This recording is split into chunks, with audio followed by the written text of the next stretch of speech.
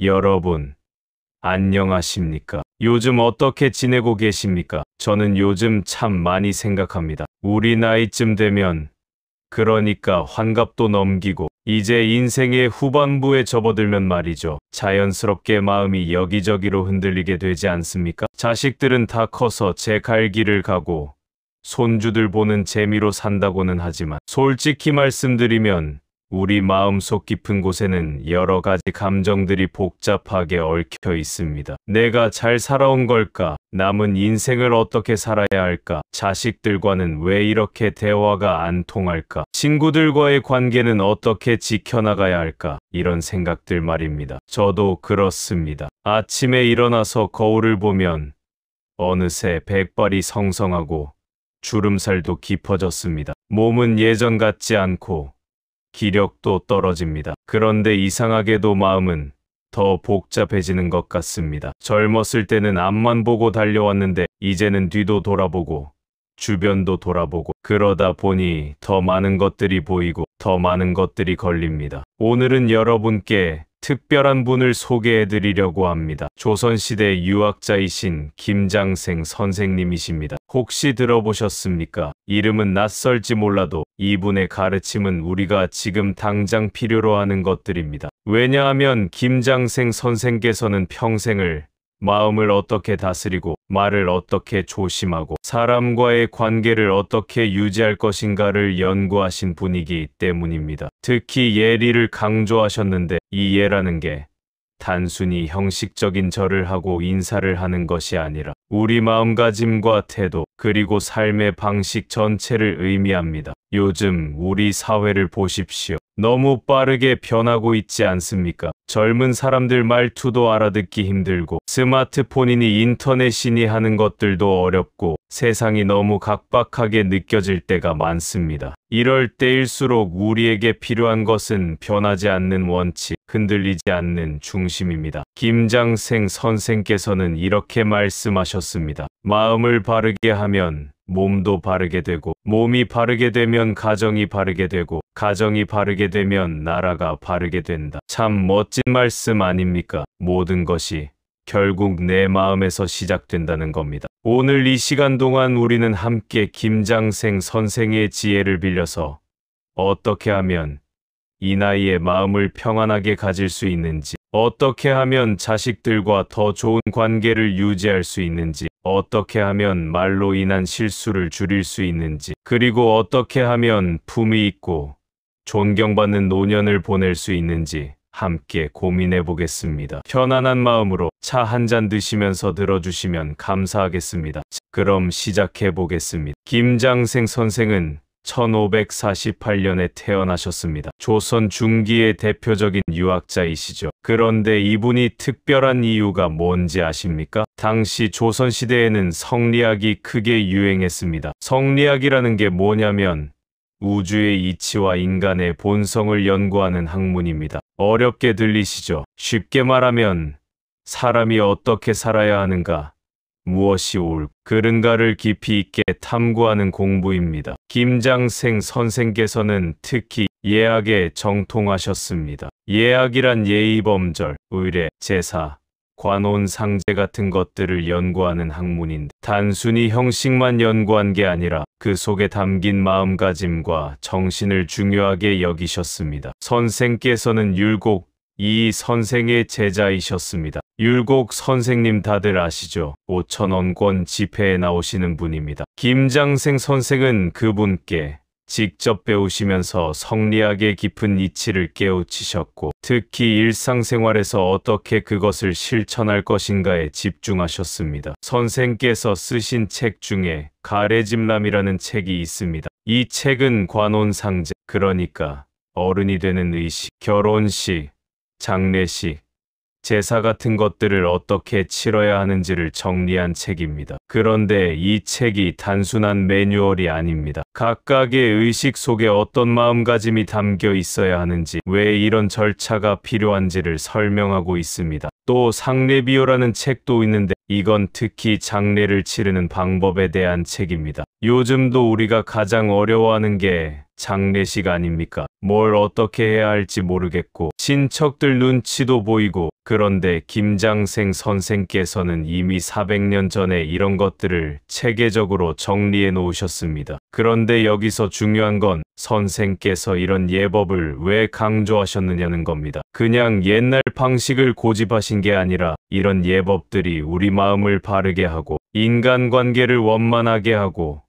사회를 조화롭게 만든다고 믿으셨기 때문입니다. 김장생 선생께서는 이렇게 말씀하셨습니다. 예가 없으면 사람과 짐승의 차이가 없다. 좀 강하게 들릴 수도 있는데 이게 무슨 뜻이냐면 예를 지킨다는 것은 단순히 형식적인 절차를 따르는 게 아니라 상대방을 존중하고 자신을 낮추고 관계의 질서를 유지하는 것이라는 뜻입니다. 선생께서는 평생 동안 학문에만 몰두하신 게 아니라 실제로 제자들을 많이 가르치셨고 그 제자들이 또 후대에 큰 영향을 미쳤습니다. 특히 송시열, 송중길 같은 분들이 선생의 제자입니다. 이분들도 조선시대 유명한 학자들이죠. 김장생 선생의 삶을 보면 한결같이 성실하셨습니다. 아침 일찍 일어나서 공부하시고 제자들을 가르치시고 경전을 읽으시고 또 직접 예를 실천하셨습니다. 말로만 가르치신 게 아니라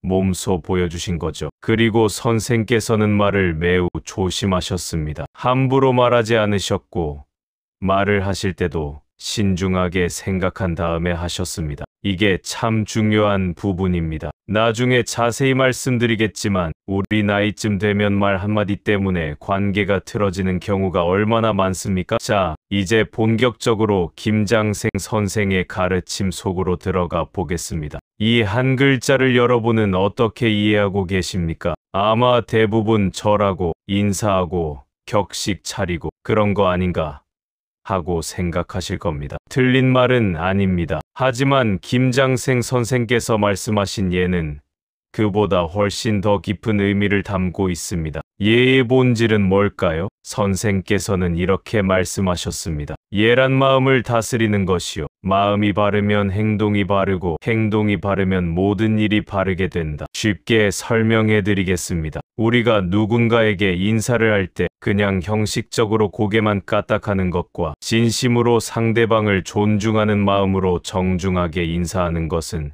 완전히 다릅니다. 겉으로 보기엔 비슷해 보여도 그 안에 담긴 마음이 다르면 받는 사람도 느낍니다. 김장생 선생께서 강조하신 예는 바로 이 진심입니다. 마음이 담기지 않은 예는 공허한 형식일 뿐입니다. 반대로 형식이 좀 어설퍼도 진심이 담기면 그것이 진짜 예입니다. 그런데 여러분, 요즘 우리 주변을 보십시오. 예가 많이 사라졌습니다. 젊은 사람들이 어른한테 반말하는 것도 흔하고 지하철에서 노인 자리를 양보하지 않는 것도 흔하고 심지어 가족끼리도 함부로 대하는 경우가 많습니다. 그럼 우리는 어떻습니까?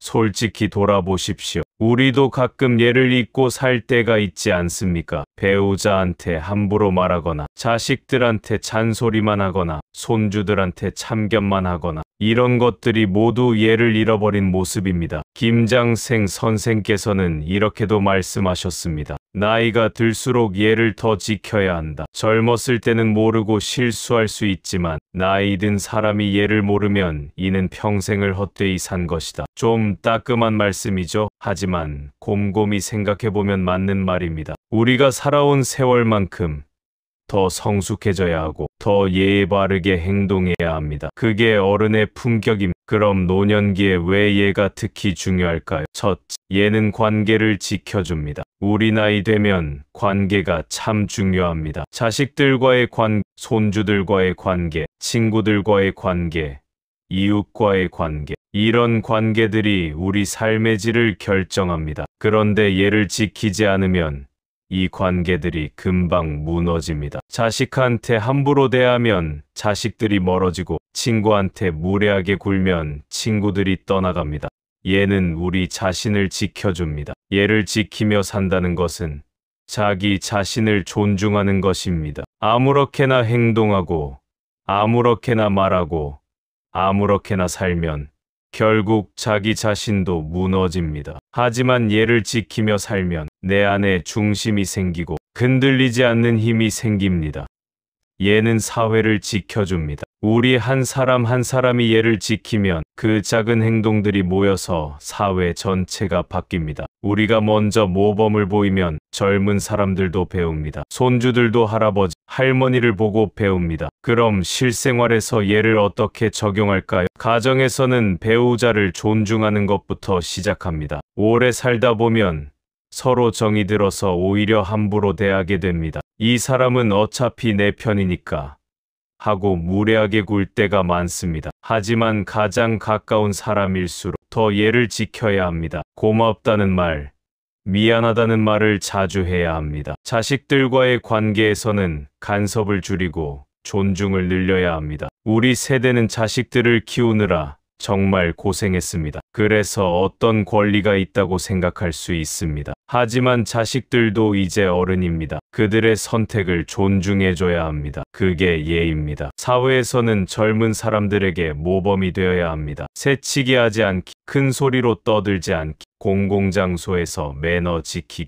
이런 작은 것들이 모두 예입니다. 김장생 선생께서는 이렇게 말씀하셨습니다. 예는 어렵지 않다. 다만 마음을 쓰느냐, 쓰지 않느냐의 차이다. 그렇습니다. 예는 거창한 게 아닙니다. 상대방을 생각하는 마음, 자기 자신을 돌아보는 마음, 그것이 예의 시작입니다. 여러분, 혹시 말 한마디 때문에 후회해 본 적 있으십니까? 저는 수도 없이 많습니다. 그때 그 말만 안 했어도 왜 괜히 한마디 더 했을까? 입 다물고 있을걸. 이런 후회 말입니다. 우리 나이 되면 이런 후회가 더 많아집니다. 왜냐하면 살아온 시간만큼 말도 많이 해왔고 그만큼 실수도 많았기 때문입니다. 김장생 선생께서는 특히 말에 대해 엄격하셨습니다. 선생께서 남기신 말씀 중에 이런 게 있습니다. 말을 많이 하면 반드시 실수가 있고 말을 삼가면 재앙이 없다. 참 명쾌한 말씀 아닙니까? 말을 많이 하면 실수한다. 당연한 이치입니다. 말이 많으면 그 중에 잘못된 말도 나오고 남을 상하게 하는 말도 나오고 나중에 후회할 말도 나옵니다. 선생께서는 또 입은 화의 문이요 혀는 몸을 베는 칼이다. 무섭게 들리시죠? 하지만 진실입니다. 우리가 내뱉는 말 한마디가 때로는 칼보다 더 날카롭게 상대방의 마음을 베어버립니다. 그리고 그 상처는 오래갑니다. 몸에 난 상처는 시간이 지나면 아물지만 마음에 난 상처는 평생 남을 수도 있습니다. 특히 우리 세대가 조심해야 할 말들이 있습니다. 자식들한테 하는 잔소리입니다. 너는 왜 그 모양이냐? 내가 너 키우느라 얼마나 고생했는데 내가 뭘 안다고? 요즘 젊은 것들은 이런 말들 우리도 모르게 자주 하지 않습니까? 이런 말들은 자식들한테 상처만 줍니다. 우리는 걱정되어서 하는 말이지만 자식들은 간섭으로 받아들입니다. 존중받지 못한다고 느낍니다. 그러면서 점점 멀어집니다. 명절에도 오기 싫어하고 전화도 잘 안 하게 됩니다. 며느리나 사위에게 하는 평가입니다. 우리 아들한테는 좀 더 잘해줘야지. 내가 좀 더 노력해야지. 다른 집 며느리는 어떻고? 이런 말들 정말 조심해야 합니다. 가족이라고 해도 어디까지나 남남입니다. 그 선을 넘으면 관계가 망가집니다. 친구들이나 지인들한테 하는 자랑이나 비교입니다. 우리 아들은 요즘 잘 나가서, 우리 손주는 공부를 잘해서, 우리는 재산이 좀 있어서. 이런 말들 듣는 사람은 기분이 나쁩니다. 설령 사실이라 해도 굳이 말할 필요가 없습니다. 넷, 부부간에 하는 비난이나 원망입니다. 당신 때문에 내 인생이 이렇게 됐다. 당신은 항상 그래. 평생 당신 때문에 고생만 했다. 이런 말들 한번 내뱉으면 절대 주워 담을 수 없습니다. 그럼 어떻게 해야 할까요? 김장생 선생께서 제시하신 방법이 있습니다. 첫째, 말하기 전에 3번 생각하십시오. 이 말이 꼭 필요한가? 이 말이 상대방에게 도움이 되는가? 이 말을 하고 나서 후회하지 않을까? 이 3가지를 빠르게 점검하고 말하십시오. 침묵의 힘을 배우십시오. 말하고 싶어도 참는 연습을 하십시오. 처음에는 어렵습니다. 우리 입은 저절로 움직이거든요. 하지만 연습하면 됩니다. 말하려다가 잠깐 이 말이 꼭 필요한가 하고 멈추는 연습을 하십시오. 선생께서는 이렇게 말씀하셨습니다. 말을 많이 하는 사람은 덕이 없고 말을 적게 하는 사람은 덕이 있다. 침묵도 하나의 덕입니다. 특히 우리 나이에는 더욱 그렇습니다. 셋, 긍정적인 말을 하십시오. 비난보다는 칭찬을, 불평보다는 감사를, 원망보다는 이해를 표현하십시오. 요즘 젊은 것들은 이 아니라 요즘 젊은 사람들은 나름대로 열심히 사는구나 라고 말하십시오. 너는 왜 그 모양이냐가 아니라 내가 힘들겠구나. 아빠는 내 편이야 말하십시오. 넷, 경청하는 습관을 기르십시오. 우리 세대는 말하기를 좋아합니다. 경험도 많고 하고 싶은 말도 많습니다. 하지만 이제는 듣는 연습을 해야 합니다. 자식들의 말을 끝까지 들어주고 친구들의 말을 공감해주고 배우자의 말을 존중해 주십시오. 김장생 선생께서는 제자들에게 이렇게 가르치셨다고 합니다. 하루에 한마디만 말하더라도 그 한마디가 신중해야 한다. 100마디를 해도 모두 헛된 말이면 무슨 소용인가? 정말 깊은 가르침입니다. 말의 양이 아니라 질입니다. 100마디 잔소리보다 한마디 따뜻한 말이 낫고 100가지 충고보다 한 번의 진심 어린 경청이 낫습니다. 실제로 제가 아는 어떤 어르신이 계십니다. 그분은 정말 말이 없으십니다. 모임에 나와도 웃기만 하시고 필요한 말만 조금 하십니다. 처음에는 좀 무뚝뚝하다고 생각했는데 시간이 지나니까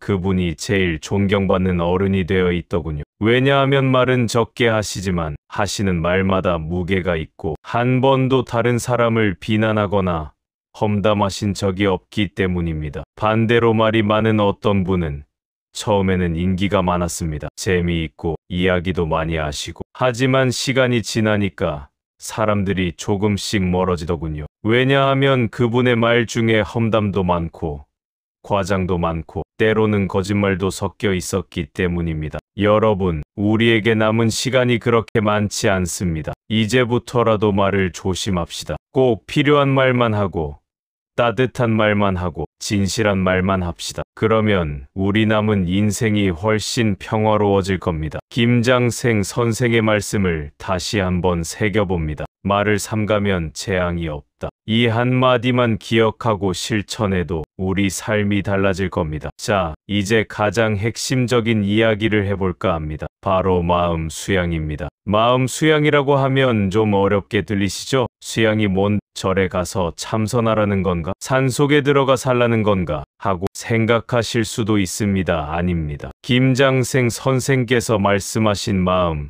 수양은 일상생활 속에서 실천하는 것입니다. 특별한 곳에 가거나 특별한 일을 할 필요가 없습니다. 지금 우리가 있는 이 자리에서 오늘부터 바로 할 수 있는 것입니다. 먼저 수양이 뭔지부터 이해해 봅시다. 수양이라는 한자를 보면 수는 닦는다는 뜻이고 양은 기른다는 뜻입니다. 그러니까 수양은 마음을 닦고 기른다는 뜻입니다. 마치 정원을 가꾸듯이 우리 마음도 계속 손질하고 돌봐야 한다는 겁니다. 김장생 선생께서는 이렇게 말씀하셨습니다. 마음은 방치하면 즉시 흐트러지고 다스리면 즉시 바로잡힌다. 그러므로 한순간도 게을리해서는 안 된다. 생각해 보십시오. 우리 마음이 얼마나 빨리 변합니까? 아침에 기분 좋았다가 누가 한마디 하면 금방 기분 나빠지고 조금 전까지 평온했다가 뉴스를 보면 금방 화가 나고 방금까지 감사했다가 남과 비교하면 금방 불만이 생기고 이게 우리 마음입니다. 그래서 끊임없이 다스려야 합니다. 한번 다스렸다고 끝이 아닙니다. 매일, 매 순간 마음을 돌봐야 합니다. 그럼 구체적으로 어떻게 마음을 수양할까요? 김장생 선생께서 실천하신 방법들을 소개해 드리겠습니다. 첫째, 아침 일찍 일어나서 마음을 정돈하는 시간을 가지십시오. 선생께서는 새벽에 일어나셔서 먼저 세수하고 옷을 정갈하게 입으셨습니다. 그리고 조용히 앉아서 하루를 계획하고 마음을 가다듬으셨습니다. 오늘 하루 어떻게 살 것인가, 무엇을 조심할 것인가, 어떤 마음가짐을 가질 것인가를 생각하셨습니다. 우리도 할 수 있습니다. 아침에 눈을 뜨면 스마트폰부터 보지 마십시오. 5분만, 아니 3분만이라도 조용히 앉아서 오늘 하루를 생각해 보십시오. 어떤 좋은 일을 할 것인지, 어떤 말을 조심할 것인지, 누구에게 친절할 것인지. 이 작은 습관이 하루를 완전히 바꿔놓습니다. 정신없이 하루를 시작하는 것과 마음을 가다듬고 시작하는 것은 천지 차이입니다. 둘째, 책을 읽으십시오. 김장생 선생께서는 평생 책을 손에서 놓지 않으셨습니다. 특히 논어, 맹자 같은 경전을 반복해서 읽으셨습니다. 한 번 읽고 끝이 아니라 수십 번, 수백 번 읽으셨습니다. 왜 같은 책을 자꾸 읽나 하고 생각할 수 있는 이유가 있습니다. 책을 읽을 때마다 마음 상태가 다르기 때문에 같은 구절이라도 다르게 다가옵니다. 젊었을 때 읽은 구절과 나이 들어서 읽은 구절은 완전히 다른 의미로 다가옵니다. 우리도 책을 읽읍시다. 무슨 책이든 좋습니다. 옛날 고전이 아니어도 됩니다. 좋은 수필지, 인생에 대한 책, 철학책, 심지어 소설도 좋습니다. 중요한 건 꾸준히 읽는 겁니다. 책을 읽으면 마음이 안정됩니다. 텔레비전이나 스마트폰은 우리 마음을 산란하게 만들지만 책은 마음을 모아줍니다. 하루 30분만이라도 책 읽는 시간을 가지십시오. 셋, 반성하는 시간을 가지십시오. 선생께서는 저녁이 되면 하루를 돌아보셨습니다. 오늘 잘한 일이 무엇인가? 잘못한 일이 무엇인가? 누구에게 신뢰하지는 않았는가? 어떤 말을 조심해야 했는가를 생각하셨습니다. 이걸 일일반성이라고 합니다. 하루를 돌아보는 거죠. 이게 참 중요합니다. 반성하지 않으면 같은 실수를 계속 반복합니다. 하지만 매일 조금씩이라도 반성하면 점점 나아집니다. 저녁에 잠자리에 들기 전 5분만 시간을 내십시오. 오늘 하루를 떠올려 보십시오. 잘한 일이 있으면 스스로를 칭찬하고 잘못한 일이 있으면 내일은 고치겠다고 다짐하십시오. 넷, 분노를 다스리는 연습을 하십시오. 김장생 선생께서는 이렇게 말씀하셨습니다. 화를 내는 것은 쉽지만 화를 다스리는 것은 어렵다. 그러나 군자는 화를 다스릴 줄 안다. 우리 나이 되면 화낼 일이 참 많습니다. 세상이 마음에 안 들고 자식들이 말을 안 듣고 몸은 아프고 돈은 걱정되고 화가 안 날 수가 없습니다. 하지만 화를 내면 결국 손해보는 건 우리 자신입니다. 혈압도 올라가고 관계도 나빠지고 마음도 상합니다. 그래서 화를 다스려야 합니다. 어떻게 다스릴까요? 선생께서는 이렇게 말씀하셨습니다. 화가 날 때는 먼저 숨을 깊이 쉬고 10가지 세어라. 그러면 화가 조금 가라앉는다. 간단하죠. 하지만 효과가 있습니다. 화가 날 때 즉시 반응하지 마십시오. 심호흡을 하고 잠깐 기다리십시오. 그 짧은 시간이 우리를 구원합니다. 또 이런 방법도 있습니다. 화가 날 때 저 사람도 나름대로 사정이 있겠지. 저 사람도 힘들겠구나 하고 이해하려고 노력하십시오. 완벽하게 이해되지 않아도 괜찮습니다. 이해하려는 노력 자체가 화를 누그러뜨립니다. 다섯, 감사하는 마음을 기르십시오. 김장생 선생께서는 항상 감사하는 마음으로 사셨습니다. 작은 것에도 감사하셨습니다. 오늘도 무사히 하루를 살 수 있음에 감사하고 밥을 먹을 수 있음에 감사하고 가족이 건강함에 감사하고 우리도 그렇게 삽시다. 불평하려고 들면 끝이 없습니다. 하지만 감사하려고 들어도 끝이 없습니다. 같은 상황인데 어떤 마음으로 보느냐에 따라 완전히 달라집니다. 아침에 눈을 뜨면 오늘도 눈을 뜰 수 있어서 감사합니다 라고 말해 보십시오. 밥을 먹을 때 이 밥을 먹을 수 있어서 감사합니다 라고 말해 보십시오. 처음에는 어색하지만 계속하면 습관이 됩니다. 감사하는 마음이 생기면 불평이 줄어듭니다. 화도 줄어듭니다. 마음이 평온해집니다. 여섯, 좋은 사람들과 어울리십시오. 선생께서는 이렇게 말씀하셨습니다. 좋은 친구를 사귀면 자연이 좋아지고 나쁜 친구를 사귀면 자연이 나빠진다. 우리 주변을 돌아보십시오. 만날 때마다 불평불만만 하는 사람이 있습니까? 만날 때마다 험담만 하는 사람이 있습니까? 그런 사람들과 자주 어울리면 우리도 모르게 그렇게 됩니다. 반대로 긍정적이고 밝고 지혜로운 사람들과 어울리면 우리도 그렇게 됩니다. 사람은 주변 환경에 영향을 받습니다. 물론 오랜 친구들을 무작정 끊을 수는 없습니다. 하지만 조금씩 조절할 수는 있습니다. 부정적인 사람들과는 시간을 조금 줄이고 긍정적인 사람들과는 시간을 조금 늘리십시오. 7.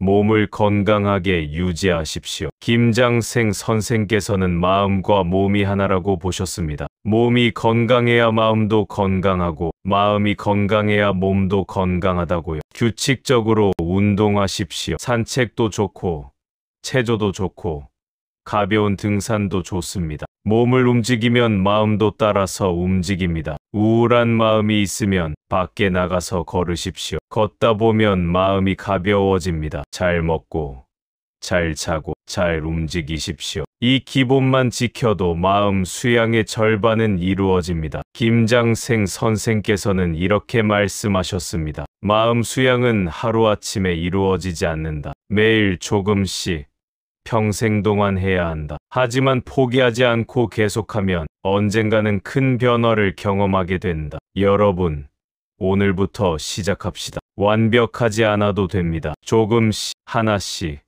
우리가 할 수 있는 것부터 시작합시다. 마음 근육도 운동으로 기르는 것처럼 매일 조금씩 연습하면 강해집니다. 노년에 가장 필요한 것이 바로 이 마음 근육입니다. 몸의 근육은 나이가 들면 자연히 약해지지만 마음의 근육은 오히려 강해질 수 있습니다. 강해져야 합니다. 우리에게는 경험이 있습니다. 지혜가 있습니다. 이제는 그 경험과 지혜를 바탕으로 마음을 더욱 견고하게 만들 시간입니다. 이제 마지막으로 중요한 이야기를 하나 더 하겠습니다. 바로 관한 이야기입니다. 품격. 참 좋은 말이죠. 품위와 격조를 의미합니다. 단순히 겉모습이 아니라 그 사람의 내면에서 우러나오는 인품과 태도를 말합니다. 김장생 선생께서는 이렇게 말씀하셨습니다. 나이가 들수록 품격이 높아져야 한다. 늙었다고 해서 아무렇게나 행동해도 된다고 생각하면 이는 평생 배운 것을 모두 버리는 것이다. 정말 통렬한 말씀입니다. 우리 주변을 보면 나이 들어서 오히려 품격이 떨어지는 사람들이 있습니다. 늙었으니까 뭐 어때? 나는 이제 할 만큼 했어. 내가 왜 남 눈치를 봐 하면서 함부로 행동하는 분들 말입니다. 하지만 이건 잘못된 생각입니다. 오히려 반대입니다. 나이가 들수록 더 성숙해져야 하고 더 품위 있게 행동해야 합니다. 그게 어른의 도리입니다. 그럼 늙어가면서 지켜야 할 품격은 무엇일까요? 첫째, 몸가짐을 단정하게 하십시오. 김장생 선생께서는 평생 옷을 정갈하게 입으셨고 자세를 바르게 하셨습니다. 나이가 들었다고 아무렇게나 입거나 구부정하게 걷지 않으셨습니다. 우리도 마찬가지입니다. 집에만 있다고 해서 잠옷만 입고 있거나 밖에 나갈 때 너무 허름하게 입으면 안 됩니다. 깔끔하게 단정하게 옷을 입으십시오. 비싼 옷을 입으라는 게 아닙니다. 깨끗하고 단정하면 됩니다. 자세도 중요합니다. 가능한 한 허리를 펴고 걸으십시오. 물론 몸이 불편하시면 어쩔 수 없지만 할 수 있는 만큼은 노력하십시오. 자세가 바르면 마음도 바르게 됩니다. 둘째, 말씨를 공손하게 하십시오. 나이가 들었다고 해서 반말을 해도 되는 게 아닙니다. 물론 훨씬 어린 사람한테는 반말을 할 수 있지만 그래도 존중하는 마음을 담아서 말해야 합니다. 특히 가게 직원이나 택시 기사, 식당 종업원 같은 분들한테 함부로 대하면 안 됩니다. 저기요, 여기요 하면서 손가락으로 가리키거나 큰 소리로 윽박 지르는 어른들을 가끔 봅니다. 정말 보기 안 좋습니다. 실례합니다. 감사합니다. 수고하십니다. 이런 말들을 자주 하십시오. 이런 작은 말 한마디가 우리를 보여줍니다. 셋, 불평하지 마십시오. 나이가 들면 불평할 게 많아집니다. 몸도 아프고 세상도 마음에 안 들고 자식들도 마음에 안 들고 하지만 불평을 입에 달고 살면 주변 사람들이 멀어집니다. 김장생 선생께서는 이렇게 말씀하셨습니다. 불평하는 사람은 하늘을 원망하고 사람을 탓하지만 군자는 자신을 돌아본다. 무슨 일이 생겼을 때 남을 탓하지 말고 나를 돌아보십시오. 내가 뭘 잘못했나? 내가 어떻게 하면 더 좋았을까? 하고 생각하십시오. 이게 배려하는 마음을 가지십시오. 지하철이나 버스에서 큰 소리로 통화하거나 음식을 먹으면서 소리를 크게 내거나 공공장소에서 침을 뱉거나 이런 행동들 절대 하시면 안 됩니다. 나이 들면 좀 그럴 수 있지 하고 생각하시면 안 됩니다. 오히려 나이가 들수록 더 조심해야 합니다. 우리가 모범을 보여야 젊은 사람들도 배웁니다. 다섯,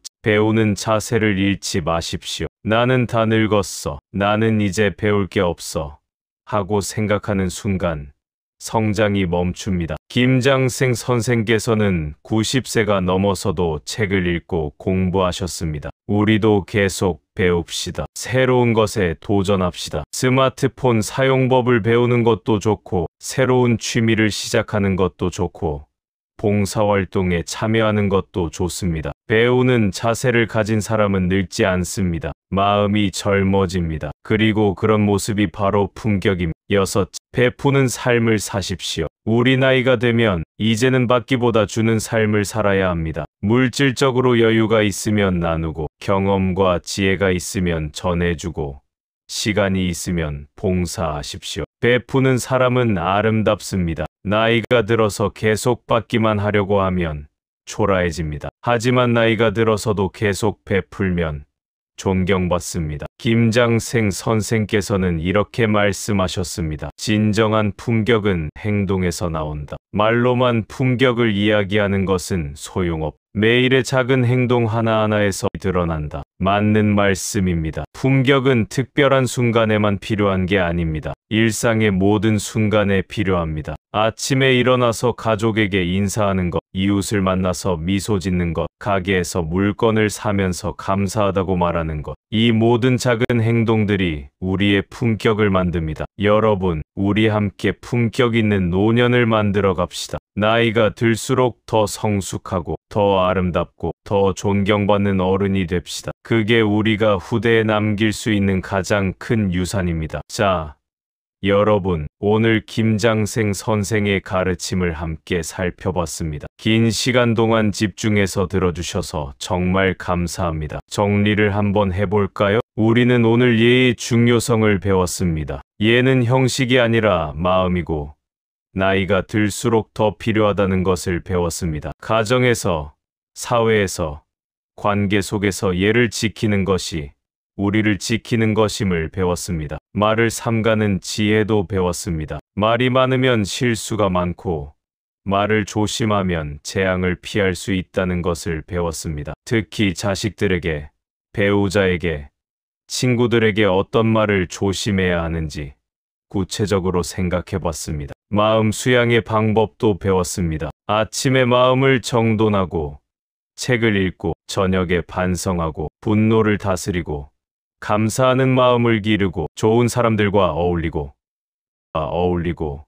몸을 건강하게 유지하는 것. 이 모든 것들이 마음 근육을 기르는 방법임을 배웠습니다. 그리고 마지막으로 대해 배웠습니다. 나이가 들수록 더 품위 있게, 더 성숙하게, 더 배려하며 살아야 한다는 것을 배웠습니다. 김장생 선생께서 400년 전에 살았던 분이지만 그분의 가르침은 지금도 유효합니다. 아니, 오히려 지금이 더 필요한 가르침인지도 모릅니다. 왜냐하면 우리가 사는 세상이 너무 빠르게 변하고 너무 복잡해지고 관계들이 점점 더 어려워지고 있기 때문입니다. 이럴 때일수록 변하지 않는 원칙이 필요합니다. 흔들리지 않는 중심이 필요합니다. 그게 바로 김장생 선생께서 가르쳐 주신 예이고, 언행의 절제이고, 마음 수양이고, 품격입니다. 여러분께 한 가지 부탁을 드리겠습니다. 오늘 들으신 내용 중에서 딱 한 가지만이라도 실천해 보십시오. 무엇이든 좋습니다. 작은 것부터 시작하십시오. 작은 변화가 모여서 큰 변화가 됩니다. 하루의 작은 실천이 모여서 한 달이 되고, 한 달이 모여서 1년이 되고, 1년이 모여서 인생이 바뀝니다. 김장생 선생께서 제자들에게 늘 하셨던 말씀이 있습니다. 천리 길도 한 걸음부터다. 서두르지 말고, 포기하지 말고, 꾸준히 가라. 그렇습니다. 우리에게 남은 인생, 길지 않을 수도 있습니다. 하지만 그 시간을 어떻게 사느냐가 중요합니다. 하루하루를 의미 있게, 품위 있게, 평안하게 살아간다면 그것이 바로 성공한 인생입니다. 나이가 든다는 것은 슬픈 일이 아닙니다. 오히려 축복입니다. 더 깊이 이해하고 더 넓게 포용하고 더 높이 올라갈 수 있는 기회입니다. 젊었을 때는 몰랐던 것들을 이제는 압니다. 젊었을 때는 보이지 않던 것들이 이제는 보입니다. 이 지혜를 우리 자신을 위해, 우리 가족을 위해, 우리 사회를 위해 사용합시다. 우리가 먼저 변하면 주변도 변합니다. 우리가 먼저 품격을 지키면 다른 사람들도 따라옵니다. 마지막으로 김장생 선생의 말씀 하나를 더 전해드리겠습니다. 하루를 살더라도 의미 있게 살고, 한마디를 하더라도 신중하게 하고, 한 번을 행동하더라도 바르게 행동하라. 그러면 비록 오래 살지 못해도 그 삶은 길게 기억될 것이다. 여러분, 우리 함께 의미 있는 하루하루를 만들어 갑시다. 오늘도 내일도 우리에게 주어진 모든 날들을 소중하게, 품위 있게, 평안하게 살아갑시다. 긴 시간 함께 해주셔서 진심으로 감사합니다. 오늘 들으신 내용이 여러분의 삶에 작은 도움이라도 되기를 진심으로 바랍니다. 혹시 궁금한 점이 있으시거나 더 알고 싶은 내용이 있으시면 댓글로 남겨주십시오. 또 오늘 내용이 도움이 되셨다면 주변의 친구분들에게도 공유해 주시면 감사하겠습니다. 다음 시제시도일에게 속간에는 또 다른 유익한 주제로 찾아뵙겠습니다. 건강하십시오. 평안하십시오. 그리고 행복하십시오. 감사합니다.